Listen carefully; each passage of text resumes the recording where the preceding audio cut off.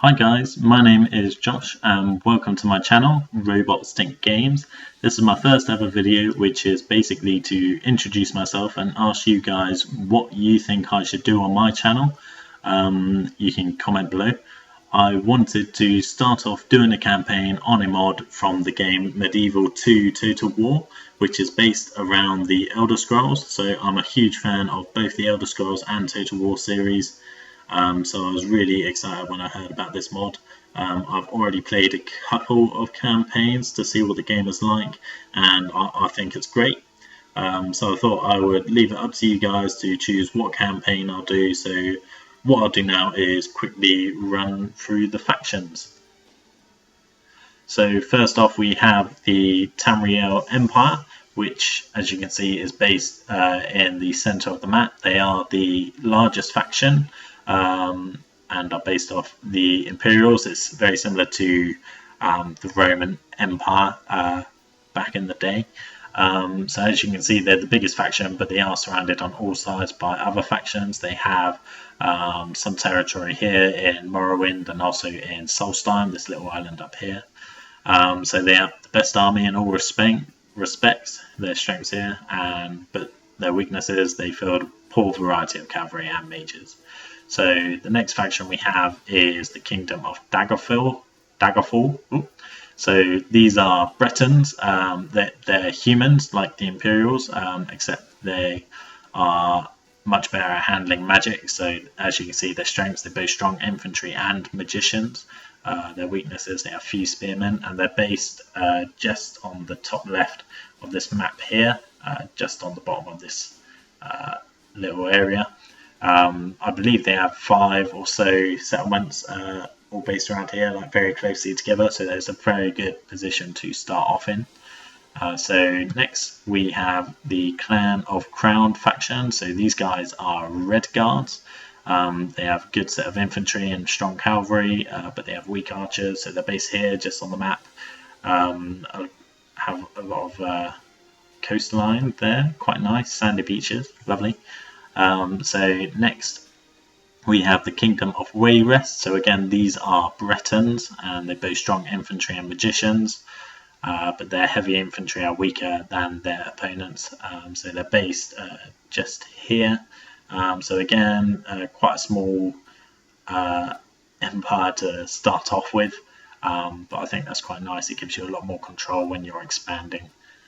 So next we have the Orcs, which are based just above Wayrest. So good position to actually take them out and expand quite quickly. So they have a good all-round mix of units, with the infantry preferring to wield swords and axes, which is great. Weakness is they don't have any heavy cavalry, and their archers are weak. So that's the Orcs. I played briefly with them and I thought they're great. They look sick. These are Orcish halberdiers here. Has the armor very similar to that in the Skyrim game, which looks great. So next we have Skyrim. This is where I actually got my love of the Elder Scrolls series. The first Elder Scrolls game I played was Skyrim.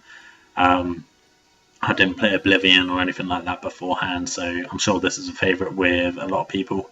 So their strengths, they have heavy infantry, but their weakness is weak cavalry, few spearmen, as you can see on they're at the top of the map here, and have quite a big area. So a good position to start off with, and they're protected by the mountains around here. So very good starting location. So next we have the Aldmeri Dominion. So these guys are elves. They're based in the bottom left of the map here. Very good position on an island, and they have some settlements on the mainland here. They have cheap infantry and strong magicians. Their weakness is little cavalry and weak infantry. So these are like the main enemies of the Tamriel Empire, the Imperials here. Elves and men don't get along so well. So next we have the Argonians. They're lizard people. So clans of the Black Marsh. This is the Black Marsh around here. So they have good archers, numerous militia, but they have weak heavy infantry and little cavalry. So quite a good starting position. All they can do is work their way upwards. They haven't got anyone to their backs, which is quite nice. So next we have Clan of Forebears, so again another Redguard faction, so they're just above the other Redguard faction, which is down here, the Clan of Crowned. So again they have good infantry and archers, but no heavily armoured infantry. So next we have the Kingdom of Palatine, so these are the Khajiit, cat people. They have a good starting location, again on the bottom of the map. And have excellent archers and infantry are diverse, but they have weak cavalry and not enough heavy infantry. And I believe there's a second Khajiit faction, the Kingdom of Anequina.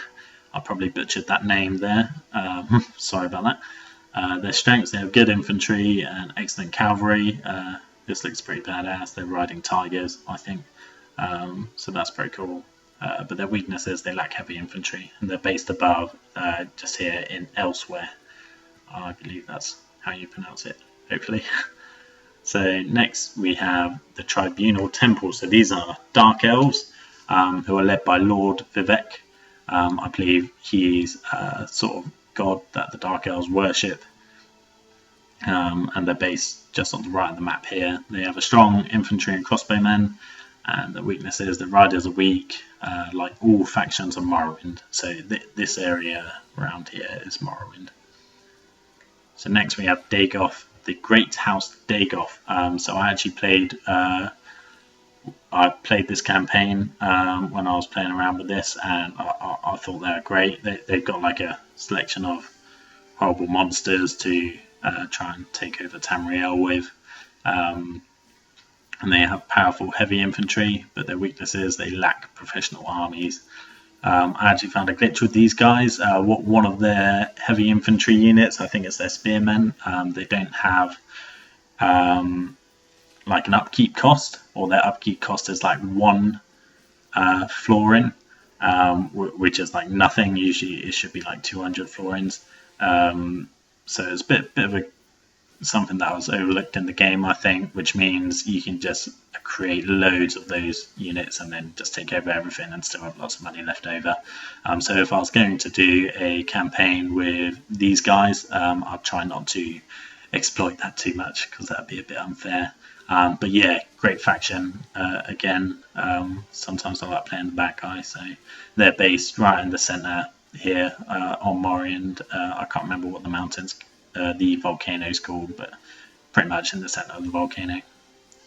So next we have Great House Redoran. They have strong and trained infantry, but weak cavalry. They're based just on the left of Morrowind, next to Skyrim. Then we have Great House Telvanni, who have powerful mages, including combat. But they have weak cavalry and infantry, and they're based in the top very right corner. Next we have Great House Hlaalu. I think I said that correctly. They have cheap troops and a good set of archers, but weak cavalry, very little heavy infantry. They're based in the bottom left of Morrowind. And last but not least, we have Great House Dres. Numerous and outlandish infantry troops, good archers, but again, weak cavalry. And they're based just on the right at the bottom of Morrowind here. Excuse me.